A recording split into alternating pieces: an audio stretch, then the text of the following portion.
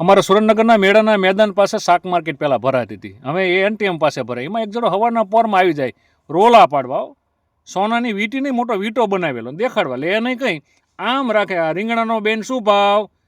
તો એ બેન આમ વીંટાની સામે જોવે, એ કે 40 કિલો. પછી કે આ તુરિયાનો શું ભાવ? તો કે 50 કિલો. આ ટમેટાનો શું ભાવ? તો કે 60 કિલો. આ લીંબુનો શું ભાવ? એ કે 30 250. આ બધા સ્ટોલ ઉપર એવી રીતે આંટા મારે. પછી બધા બહેનો વિચાર કરવા માંડ્યા કે આ મારો રોયો કંઈ લેતો નથી અને વીંટો દેખાડવા આવે છે. એમાં એક બેનનો મગજ ગયો, તો એ લગભગ 10 તોલાનું બાજુબંધ, આપણે ગામડામાં એને લોકેટ કહેવાય, એ લઈને આમ બીજા દી પહેરીને આવ્યા. તો ઓલો સવારમાં આમ વીંટાઈ ગઈ કે બેન આ ભીંડાનો શું ભાવ? બેન કે 40 કિલો. તો કે આ બટેકા? એ કે બટેકા 50 કિલો. આ ટમેટા 60 કિલો. આ લીંબુ 30 250. ઓલો વીંટો ખીચામાં નાખીને વહી ગયો. બોલો, હા, કારણ કે એની એન્ટ્રી ભાંગી જઈ.